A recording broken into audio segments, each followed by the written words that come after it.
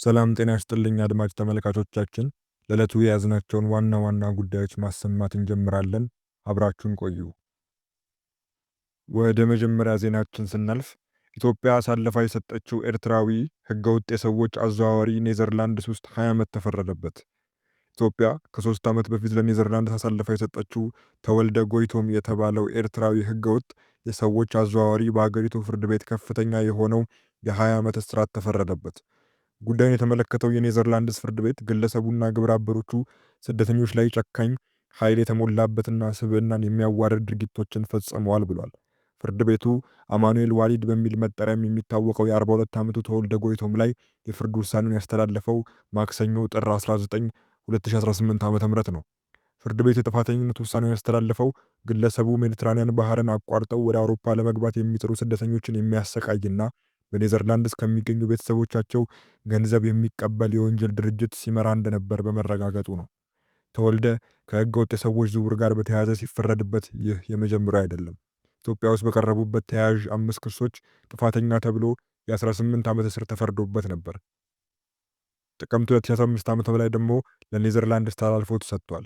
ተወልደ ለኔዘርላንድስ ውስጥ በነበረው የፍርድ ሂደት ላይ ምስክሮች የጠቀሱት አደገኛው የሰዎች ዝውውር መረብ መሪ እርሱ እንዳልሆነ በመግለጽ ተከራክሯል።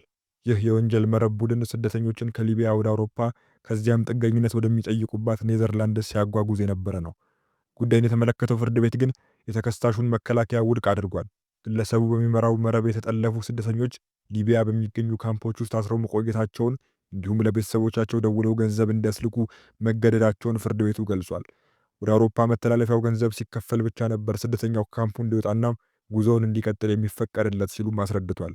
ዋና ዳኛ ሬኔ ሜላርድ በተፈጸሙት ወንጀለኞች ባህሪና ስፋት የተነሳ ጉዳዩ በተለየ ሁኔታ እጅግ ከባድ እንደሆነ መናገራቸውን የዜና ወኪሉ አሶሺየትድ ፕሬስ ዘግቧል።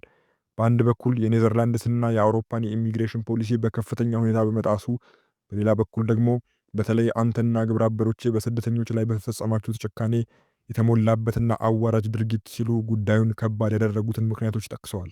አክለውም ለተሻለ ህይወት ከሚጥሩ ደካማና ረዳት የሌላቸው ሰዎች የሚቻለውን ያህል ገንዘብ ለመበዝበዝ ስትሉ በድርጊታችሁ ምህረት የለሽ ህሊና ቢሶችና ለሰው ልጅ ክብር ደንታ የሌላችሁ ነበራችሁ ብለዋል። በእነዚህ ድርጊቶች ጥፋተኛ የተባለው ተወልደ ጎይቶም ከ20 ዓመት እስራት በተጨማሪ $35,000 ካሳ እንዲከፍል ተወስኖበታል። የተላለፈው ፍርድ ላይ የይግባኝ አቤቱታ ለማቅረብ የ2 ሳምንት ጊዜ እንዳለውም ተገልጿል። የዓለም አቀፉ የወንጀለኞች ፍርድ ቤት በኤክስ ገጹ ባሰፈረው መልእክት በተሰጠው ውሳኔ መደሰቱን ገልጿል። የስደተኞች መብት ተሟጋች የሆኑ 3 ቡድኖችም በጋራ ባወጡት መግለጫ የፍርድ ቤቱን ውሳኔን እንደሚቀበሉት አስታውቋል።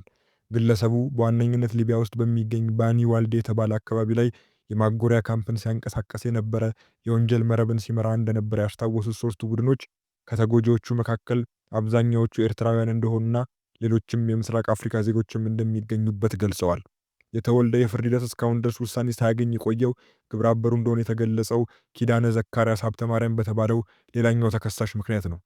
ኪዳነ ዘካርያስ ሀብተማርያምም ኢትዮጵያ ውስጥ የፍርድ ሂደቱ እየታየ ሳለ አምልጦ ከሀገር ወጥቶ ነበር። ይሁን እንጂ ኢትዮጵያ ውስጥ በህገወጥ የሰዎች ዝውውር ወንጀል በሌለበት የዕድሜ ልክ እስራት ተፈርዶበታል። የዓለማችን እጅግ ተፈላጊ ሰዎች አዘዋዋሪ ተብሎ የሚጠራው ኪዳነ ባለፈው ታህሳስ ላይ ከተባበሩት አረብ ኤሚሬቶች ለኔዘርላንድስ ተላልፎ ተሰጥቷል። በቅርብ ጊዜ ውስጥም በኔዘርላንድስ ፍርድ ቤት የፍርድ ሂደቱ ይጀመራል ተብሎ ይጠበቃል። ሁለቱ ግለሰቦች በኔዘርላንድስ ጉዳያቸው እየታየ ያለው አቃቢያነ ህግ ፈጽመዋቸዋል ከተባሉት ወንጀሎች ውስጥ የተወሰኑት የተከናወኑት አገሪቱ ውስጥ እንደሆነ በመግለጹ ነው። በተለይም በኔዘርላንድስ የሚኖሩ የስደተኞች ዘመዶች በእነዚህ አዘዋዋሪዎች ከፍተኛ ገንዘብ እንዲከፍሉ ሲገደዱ እንደነበረም አቃቢያነ ህግ ተናግረዋል። የተወልደ ጠበቆች በበኩላቸው ጉዳዩ ከኔዘርላንድስ ጋር ግልጽ የሆነ የወንጀል ግንኙነት የለው በማለት ተከራክረዋል። ፍርድ ቤቱ ግን መከራከሪያቸውን ውድቅ በማድረግ በሰዎች ዝውውርና ብዝበዛ ጥፋተኛ ብሏቸዋል። ወደ ሌላ ጉዳያችን ስናልፍ የሚኒሶታ የኮንግረስ አባል የሆኑት ኢልሃን ኦማር በማዘጋጃ ቤት ሳሉ ምንነቱ ባልታወቀ ፈሳሽ ጥቃት እንደተፈጸመባቸው የግዛቱ ፖሊስ አስታወቀ። ከታዳሚዎች አንደኛው ስሪንጅ በመጠቀም ምንነቱ ያልታወቀውን ፈሳሽ ኢልሃን ኦማር ላይ እንደረጨ ተገልጿል። ኢልሃን ኦማር ጉዳት ሳይደርስባቸው ወደፊት እንቀጥላለን፣ የሚኒሶታ ነዋሪዎች ጠንካራ ነን በማለት ንግግር ማድረጋቸውን ሲቀጥሉ ግለሰቡን ፖሊሶች ከማዘጋጃ ቤቱ አስወጥተውታል። ኢልሃን በኤክስ ገጻቸው ደህና ነኝ፣ ብርቱ ሰው ስለሆንኩ እንዲህ ያለ ትንሽ ነገር አያናውጠኝም፣ ስራዬንም አያሰናክለኝም፣ ጉልበተኞች እንዲያሸንፉ አልፈቅድም ብለዋል። ኢልሃን ላይ ጥቃት የሰነዘረው ግለሰብ ከማዘጋጃ ቤቱ ሲወጣ እርስ በራሳችን እያጣላችን ነው ሲል ተደምጧል። በክፍል ውስጥ የነበረ የቢቢሲ ዘጋቢ እንደታዘበው በኢልሃን ላይ የተረጨው ፈሳሽ ጠንካራ ሽታ ያለው ኬሚካል ነው። የሚኒሶታ ከንቲባ በሚኒያፖሊስ ጥቃትና ማስፈራራት ቦታ የላቸውም፣ ሰዎችን ሳንጎዳ የተለያየ ሐሳብ ማራመድ እንችላለን ሲሉ ድርጊቱን አውግዘዋል። የስደተኞች ጉዳይ መስሪያ ቤት የጸጥታ ባልደረቦች በሚኒሶታ እየወሰዱ ባለው እርምጃ ምክንያት ከፍተኛ ህዝባዊ ተቃውሞ ተነስቷል። 2 አሜሪካውያን መገደላቸውን ተከትሎ በሚኒሶታ ግዛት የሚወሰደው እርምጃ በጥቂቱ ረገብ እንደሚል ፕሬዝዳንት ዶናልድ ትራምፕም ተናግረዋል። በማዘጋጃ ቤት ውስጥ የነበረው ጃኩሊን ጎስሊንግ ከኢልሃን ረዳቶች አንዱ የሆነ ሰው ማስታወሻ ሊያቀብላት ነበር የመሰለኝ ብሏል። ሌላ በክፍሉ የነበረ ታዳሚ አልፍሬድ ፍላወርስ ጁኒየር በማዘጋጃ ቤቱ ንግግሯን በመቀጠሏ ጀግንነቷን አደንቃለሁ ብሏል። እንደ አውሮፓውያን አቆጣጠር በ2019 ኢልሃን የመጀመሪያዋ ሶማሊያዊ አሜሪካዊት፣ የመጀመሪያው አፍሪካ የተወለዱ አሜሪካዊትና የመጀመሪያዋ ሙስሊም አሜሪካዊት የኮንግረስ አባል ሆነው ተመርጠዋል። ኢልሃን ጥቃት የደረሰባቸው ወደ 100 ሰዎች በተገኙበት የማዘጋጃ ቤት ስብሰባ ላይ ነው። በሚኒሶታ ታህሳስ መግቢያ ላይ ሬኔ ጉድ የተባለችው የ37 ዓመት ሴት በስደተኞች ጉዳይ መስሪያ ቤት የጸጥታ ባልደረቦች ስትገደል፣ ባለፈው ሳምንት ደግሞ አሌክስ ፕሬት የተባለው ግለሰብ መገደሉ ከፍተኛ ቁጣ አስነስቷል። ህዝባዊ ተቃውሞ ያስነሳው የአሌክስ ግድያ ዲሞክራቶችና ሪፐብሊካኖችም ጭምር አስቆጥቷል። የትራምፕ አስተዳደር የሚወስደውን እርምጃ ለማርገብ የወሰነውም ለዚህ ነው። ሰኞ ዕለት የአገሪቱ ደህንነት መስሪያ ቤት በሚኒሶታ የሚወሰደውን እርምጃ የሚመሩት የድንበር ጥበቃ ኃላፊ ግሪጎሪ ቦቪኖ ከግዛቱ ለቀው እንዲወጡ ወስኗል። የትራምፕ የድንበር ጉዳዮች ሹመኛ ቶም ሆማን ግሪጎሪ ቦቪኖን ተክተው ወደ ሚኒሶታ አቅንተዋል። ኢልሃን በማዘጋጃ ቤት ባደረጉት ንግግር የስደተኞችና ጉምሩክ ክፍል ከስራ መታገድ አለበት ብለዋል። የአገር ውስጥ ደህንነት ጸሐፊ ክሪስቲኖም ከስራ ተባረው በሕግ ይጠየቁ ሲሉም አክለዋል።